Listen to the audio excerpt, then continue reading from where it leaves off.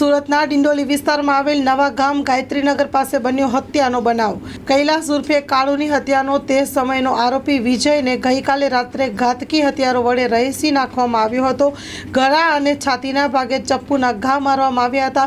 વિજય હીરાલાલ ગવાને ઉર્ફે ગાવતી કહેવાય છે તેની હત્યા કરવામાં આવી છે। વિજય થોડા દિવસ પહેલા જ ગામથી આવ્યો હતો। ડિંડોલી પોલીસ દ્વારા આ મામલે તાત્કાલિક ધોરણે કામગીરી હાથ ધરવામાં આવી છે।